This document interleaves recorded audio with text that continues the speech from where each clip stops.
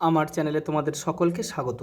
আজ আমরা ক্লাস 8-এর রায় ও মার্টিন প্রশ্নবিচিত্রা থেকে ভূগোলের দ্বিতীয় পর্যায়ক্রমিক মূল্যায়নের শেষ তথা সপ্তম স্কুল সলভ করব।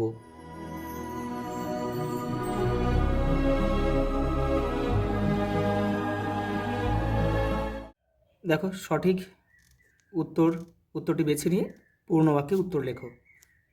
রকি পার্বত্য অঞ্চলে উষ্ণ বায়ু হলো চিনুক। অপশান এ আমাদের সঠিক উত্তর। এই চিনুককে কিন্তু তুষার ভক্ষক বলা হয়।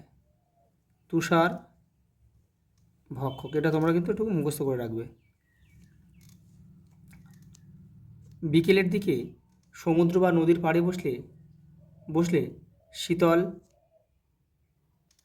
সমুদ্র বায়ু অনুভব করা যায়।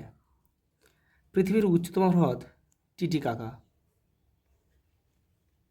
লা প্লাটা নদীর অববাহিকায় আছে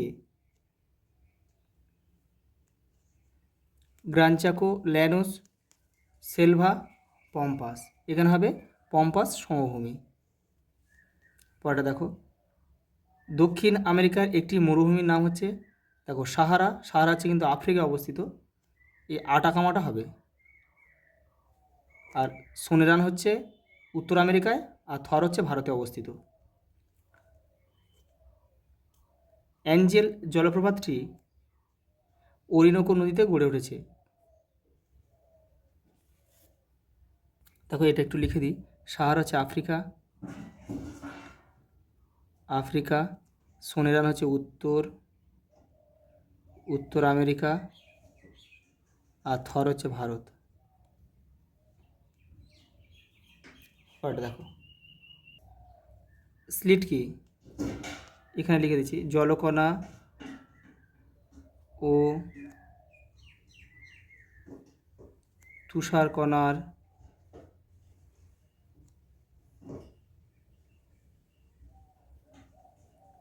আংশিক মিশ্রিত রূপ হচ্ছে স্লিট। টাইফুন কি? পূর্ব চীন সাগরে ক্রান্তীয় ঘূর্ণিঝড়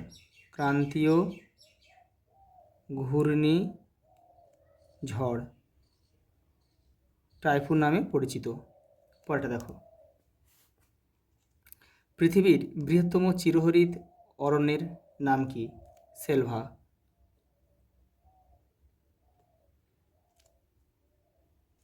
পরেরটা দেখো, পৃথিবীর দীর্ঘতম ভঙ্গিল পর্বতমালার নাম কি? আন্দিজ। দক্ষিণ আমেরিকার আন্দিজ পর্বতমালা। পরেরটা দেখো, উত্তর আমেরিকার একটি প্রাচীন ভঙ্গিল পর্বতমালার নাম লেখো। অ্যাপালেশিয়ান।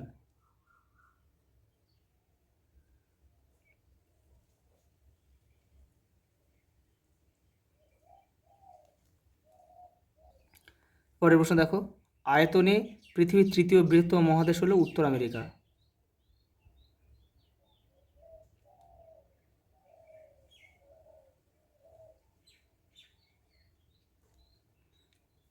নায়াগ্রা জলপ্রপাত কোন নদীর উপর সৃষ্টি হয়েছে? Saint Lawrence.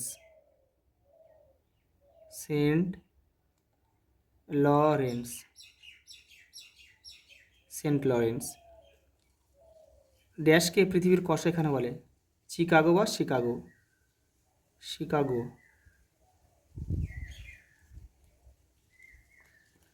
দেখো পরেরটা, উত্তর আমেরিকার নাতিশীতোষ্ণ তৃণভূমি কি নামে পরিচিত? প্রেরি।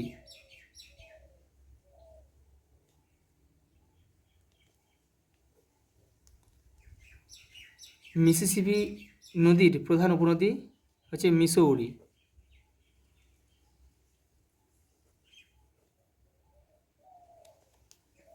পরেরটা দেখো, একটা ছক দিয়েছে।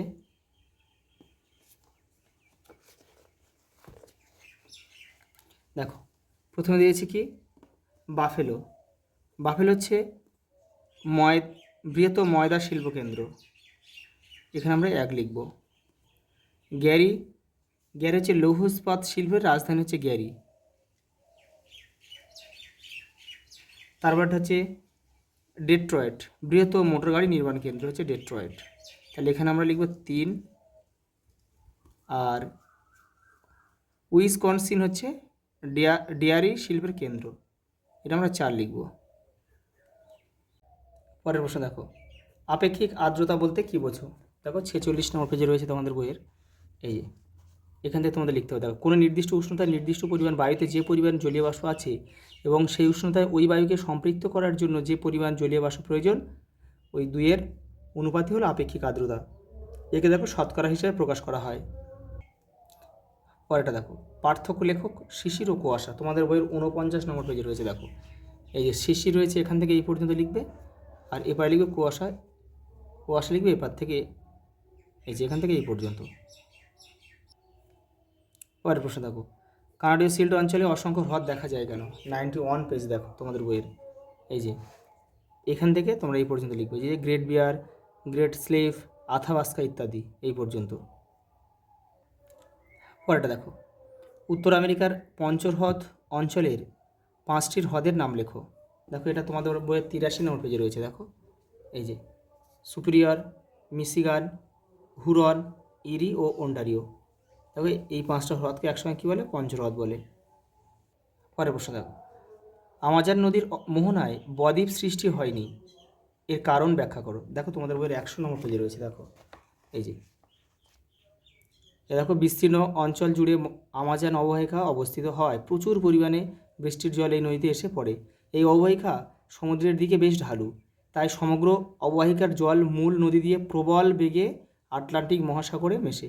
দেখো প্রবল বেগে যখন পড়বে তখন কিন্তু পলি এসে কিন্তু মোহনায় জমবে না। দেখো মোহনায় নদীর মোহনা, দেখো আমাজন নদীর মোহনা বেশ প্রশস্ত হওয়ার সমুদ্রের জোয়ারের জল নদীতে অবাধে প্রবেশ করতে পারে। মোহনা অঞ্চলে উপকূল সংলগ্ন সমুদ্র স্রোতও শক্তিশালী, এই কারণে আমাজন নদীর মোহনায় বদ্বীপ সৃষ্টি হয়নি। পরের প্রশ্ন দেখো, 22 বেল্টের সূত্রটি লেখো। দেখো 34 নম্বর পেজে রয়েছে। দেখো এই যে ডাচ আবহবিদ 22 বেল্ট 1857 সালের বায়ুচাপের পার্থক্য ও বায়ুপ্রবাহের মধ্যে সম্পর্কের উল্লেখ করেন। তার মতে উত্তর গোলার্ধে বায়ু যে দিক থেকে প্রবাহিত হয় সেই দিক পিছন ফিরে দাঁড়ালে ডান দিকে বায়ুর উচ্চচাপ ও বাম দিকে নিম্নচাপ হয়, দক্ষিণ গোলার্ধে এর ঠিক বিপরীত অবস্থা দেখা যায়। পরের প্রশ্ন দেখো, চেরাপুঞ্জি ও শিলংয়ের মধ্যে দূরত্ব কম হওয়া সত্ত্বেও দুটো জায়গার মধ্যে বৃষ্টিপাতের পরিমাণগত তারতম্য হয় কেন? দেখো 47 নম্বর পেজে রয়েছে। দেখো এই যে তোমাদের কিন্তু এখান থেকে লিখতে হবে। দেখো এই প্রশ্নটা দিয়েছে তোমাদের বইয়ে। দেখো চেরাপুঞ্জি ও শিলংয়ের মধ্যে দূরত্ব এত কম হওয়া সত্ত্বেও দুটো জায়গার মধ্যে বৃষ্টিপাতের পরিমাণগত তারতম্য হয় কেন? এই যে এখান থেকে তোমরা এটা লিখবে। শিলং হচ্ছে বৃষ্টির ছায়াঞ্চলে অবস্থিত, আর মেঘালয় হচ্ছে তোমার প্রতিবাদ ঢালে অবস্থিত, সেই জন্য কিন্তু এই পার্থক্যটা হয়। দেখো এখানে যে মনে করো একটা পাহাড় রয়েছে, দেখো এ পাটটা হচ্ছে চেরাপুঞ্জি অবস্থিত আর এই পাটটা হচ্ছে শিলং অবস্থিত, দুটো জায়গার মধ্যে দূরত্ব কম কিন্তু বৃষ্টিপাতের পরিমাণগত পার্থক্য হয়। কারণ কি? দেখো চেরাপুঞ্জি প্রতিবাদ ঢালে অবস্থিত হওয়ার জন্য প্রতিবাদ ঢালে কিন্তু বায়ু দেখো এখানে বাধা পেয়ে উপরে উঠে প্রচুর পরিমাণে বৃষ্টিপাত হয়। তারপর এই বায়ুটা যখন অনুবাদ ঢালে চলে যায় অর্থাৎ শিলংয়ে চলে যায়, তখন কিন্তু এই বায়ুতে বৃষ্টিপাতের পরিমাণ কিন্তু মানে জলীয় বাষ্প একদমই থাকে না বা কম থাকে, সেই জন্য কিন্তু এখানে বৃষ্টিপাতের পরিমাণ অনেক কম, সেই জন্যই কিন্তু এই পার্থক্যটা হয়। পরেরটা দেখো, ছবি আঁকো পরিচলন বৃষ্টিপাত। দেখো এই ছবিটা তোমরা আঁকবে। পরের প্রশ্ন দেখো, নিরক্ষীয় অঞ্চলে নিম্নচাপ সৃষ্টির কারণগুলি লেখো। তোমাদের বই 30 নম্বর পেজ। দেখো এই দেখো এই তিনটে যে পয়েন্ট রয়েছে এই তিনটেই তোমাদের লিখতে হবে এখান থেকে এই পর্যন্ত। পরের প্রশ্ন দেখো, চিত্রসহ অ্যানাবেটিক ও ক্যাটাবেটিক বায়ুর পার্থক্য লেখো। 40 নম্বর পেজ। দেখো তোমাদের বইয়ের এই যে অ্যানাবেটিক বায়ু এখান থেকে এটা লিখবে, আর ক্যাটাবেটিক বায়ু এটা এখান থেকে এটা লিখবে, আর এই ছবি এপারে রয়েছে। দেখো এটা এই যে পরেরটা দেখো, ক্রান্তীয় অঞ্চলে মহাদেশের পশ্চিম দিকে পৃথিবীর অধিকাংশ মরুভূমি সৃষ্টি হয়েছে কেন? দেখো তোমাদের বইয়ের 35 নম্বর পেজ। দেখো এই যে দেখো, ক্রান্তীয় অঞ্চলে মহাদেশের পশ্চিম দিকে পৃথিবীর অধিকাংশ মরুভূমি সৃষ্টি হয়েছে কেন? এখান থেকে তোমরা এই পর্যন্ত লিখবে। পরেরটা দেখো, কানাডার শিল্ড অঞ্চলের শিল্পোন্নতির কারণগুলি লেখো। তোমাদের বইয়ে দেখো 92 পেজে রয়েছে এই যে শিল্প, এখান থেকে তোমাদের লিখতে হবে, এই পয়েন্টগুলো পুরো সব দিতে হবে এই পর্যন্ত। পরেরটা লেখো, দেখো উচ্চতা অনুযায়ী মেঘেদের বর্ণনা দাও। দেখো 43 নম্বর পেজে রয়েছে এই যে, দেখো এখানে প্রথমে যে বেশি উচ্চতার মেঘ, এখানে 3টে রয়েছে, তোমরা এখান থেকে একটা বা দুটো করবে, কারণ সবগুলো লিখতে গেলে অনেক টাইম চলে যাবে। দেখো এখানে মাঝারি উচ্চতার মেঘ 2টো রয়েছে, এখান থেকে 2টো করবে, আর নিম্ন উচ্চতার মেঘ এখান থেকে রয়েছে 3টে রয়েছে, এখান থেকে তোমরা 2টো করবে। পৃথিবীর বায়ুচাপ বলয়গুলো এঁকে নিয়ত বায়ুপ্রবাহসমূহ চিহ্নিত করো। এই যে এটা করবে। লাস্ট প্রশ্ন দেখো, দক্ষিণ আমেরিকার জলবায়ুর বৈচিত্র্যের কারণগুলি লেখো। 101 নম্বর পেজে রয়েছে, দেখো এই যে এই জলবায়ুর বৈচিত্র্যের কারণ এইগুলো লিখবে। অক্ষাংশগত অবস্থান, সমুদ্র থেকে দূরত্ব, ভূমির উচ্চতা, সমুদ্র স্রোত আর বায়ু প্রবাহ, এই বক্সগুলো কিন্তু লিখতে হবে। প্রথম বক্সগুলো, নিচেরগুলো লেখার দরকার নেই। দেখো তোমাদের কিন্তু 7টা স্কুল সব কমপ্লিট করে দিলাম, আর তোমরা এই চ্যানেলে তোমাদের ক্লাসের আরও ভিডিও পেতে চ্যানেলের প্লে লিস্টে যাবে, ওখানে কিন্তু সব ভিডিও দেওয়া আছে। আচ্ছা এই পর্যন্ত, দেখা হবে পরের ভিডিওতে।